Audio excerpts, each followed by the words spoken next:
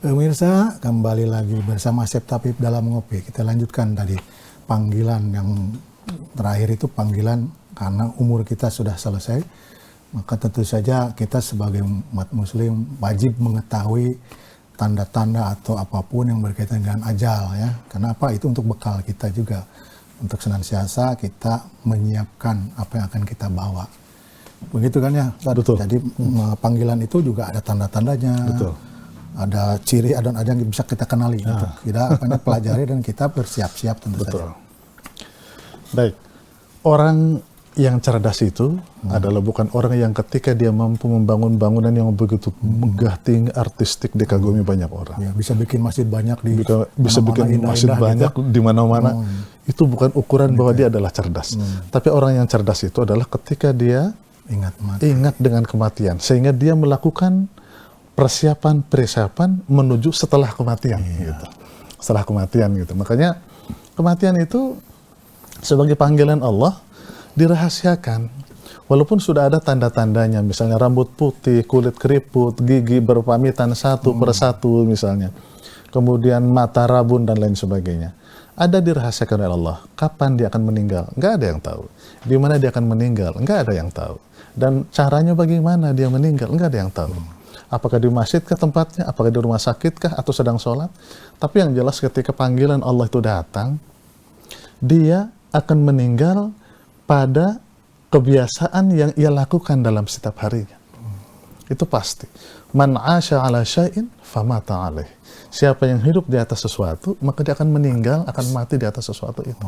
Makanya saat ini, kalau kebiasaan kita adalah berdakwah, tidak menutup kemungkinan Allah panggil saat kita berdakwah. Tapi tidak sedikit juga, ketika orang meninggal itu, karena menjadi sebuah kebiasaan, dia sedang berjudi, meninggal. Karena dia hidup di atas kebiasaan judinya. Ketika dia sedang mabuk-mabukan, dia meninggal. Karena mabuk-mabukan itu menjadi sebuah kebiasaan hariannya. Na'udzubillah, tidak sedikit juga orang yang meninggal di atas perut perempuan yang bukan halalnya. Karena kebiasaannya dia adalah berzina. Atau dia meninggal saat mencuri, saat korupsi, dan sejenisnya. Maka, kembali kepada nasihat tadi, kalau orang yang baik itu adalah yang selalu ingat dengan kematian. Makanya kalau ingat dengan kematian, mau berbuat aniaya, nggak jadi dia. Ya Allah, ya Allah. Dalam proses kematian, ada 4 perasaan yang dirasakan oleh orang yang sedang mengalami sakaratul maut itu. Menurut guru kami, Buya Salimuddin, beliau menyampaikan ada rasa lapar teramat sangat saat sakaratul maut itu. Yang kedua ada rasa haus teramat sangat. Kemudian ada rasa sakit teramat sangat. Dan yang keempat ada perasaan jengkel teramat sangat. Apa itu? Yang pertama, ketika malaikat Ijrail mencabut nyawa. Ketika malaikat Ijrail mencabut nyawa, ada yang mengatakan malaikat maut itu ya malaikat maut namanya, bukan malaikat Ijrail. Ada yang berpendapat demikian. Ada malaikat maut itu ada namanya malaikat Ijrail. Mangga silahkan itu ya. Yang jelas malaikat pencabut nyawa saja. Ijrail, suku bangsa Ijrail. Karena yang nyambut saya sama kameramen beda. Ya. Bukan malaikat yang itu. Ya kan kayak Rokib dan Atid. Rokib dan Atid. Rokib itu golongan malaikatnya. Yang Rokibnya saya mungkin namanya siapa, Rokibnya kameramen yang lain lagi. Gitu. Makanya ketika dicabut terus itu katanya, itu sakit teramat sangat. Maka pada saat sakit itu, dia merasakan kesakitan yang beda jauh dengan sakit yang pernah dialami selama hidup. Makanya kata Nabi, ajari matimu itu dengan berzikir kepada Allah. Ingatkan dia untuk ingat kepada Allah di akhir kehidupannya, di akhir kematiannya. Kemudian selain rasa sakit, lapar dia teramat sangat. Kemudian rasa haus teramat sangat. Padahal dikasih itu, makan itu. Padahal dikasih itu minum itu. Tapi ternyata malah makanan, minuman itu dilepeh. Dilepeh ya betul. Banyak yang tidak masuk lagi makanan. Betul. Sesungguhnya dia sedang dalam proses ruh itu dicabut. Kemudian karena dia merasa lapar, keluarga sayang, diberikanlah minuman, diberikanlah makanan, dilepeh lagi. Karena itu tandanya sudah mau berpisah dengan dunia. Alhamdulillah. Apa yang terjadi? Mungkin saking jengkelnya, kenapa minuman ini nggak enak, kenapa makan nggak enak, dia jengkel gitu dengan kondisi dilepehkannya itu. Maka dengan jengkelnya, dengan sakitnya, dengan hausnya, dengan laparnya, itu menjadi kendaraan setan untuk menggelincirkan imannya, betul. lupa untuk zikir kepada Allah. Makanya dengan talqin ya. Makanya dengan talqin ajari, makanya pada saat sedang sakaratul maut, ya sudah sebutkan saja, tidak usah harus kita memerintahkan kepada yang calon mayit, Ibu, zikir, baca Quran, ngapain? Kita aja yang berdoa, ingatkan dia. Cuma tanda itu yang dirasakan oleh yang bersangkutan. Yang bersangkutan. Kalau oleh tanda kita mah dilihatnya, kita yang ngelepeh-lepeh itulah sebenarnya tanda. Memang saya berkali-kali juga ya, keluarga ketika sudah tidak masuk makan, itu sudah tanda-tanda. Sudah tanda-tanda. Itu panggilan Allah yang kemudian akan mewujud kepada akhir daripada Jadi kehidupan. bagi yang masih hidup menemani beliau, talqin saja di situ. Nah, itu.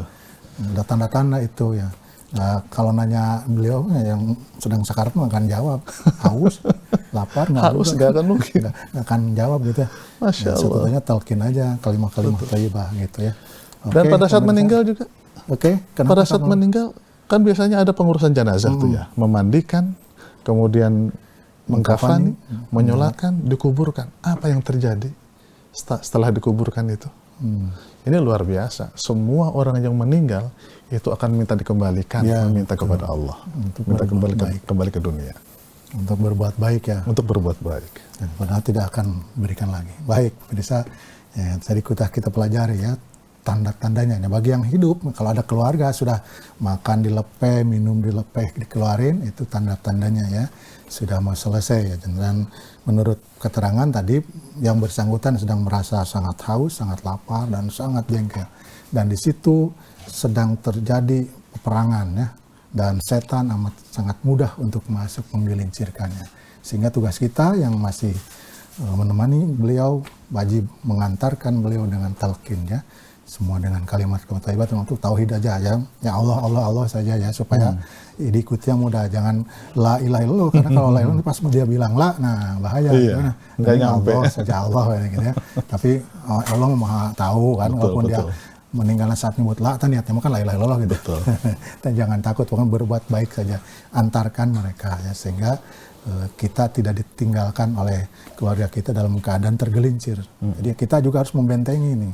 Setan di situ sedang giat-giatnya untuk memanfaatkan kejengkelan, kehausan, kelaparan calon mayit itu. Nah, kita sebagai keluarga wajib juga membentengi supaya setan tidak masuk dengan kalimat-kalimat yang dibenci oleh setan tentu saja dan disukai Allah. Nampaknya episode hari ini cukup ya, Ustaz. Jadi itulah ketika Allah memanggil, maka baik itu panggilan yang masih ada di dunia, panggilan untuk berbuat baik ya, panggilan sholat, panggilan untuk sabar dan syukur, dan yang terakhir panggilan untuk meninggal dunia. Ya, mudah-mudahan kita bisa mempersiapkan diri menjadi orang cerdas yang selalu ingat pada kematian, sehingga kita membekali diri dengan ilmu dan amalan-amalan terbaik. Anak Raja makan siri di atas nampan. Sekian saja, terima kasih. Mohon dimaafkan. Bibir dikulum tersenyumnya. Assalamualaikum semuanya. Sampai jumpa di episode berikutnya.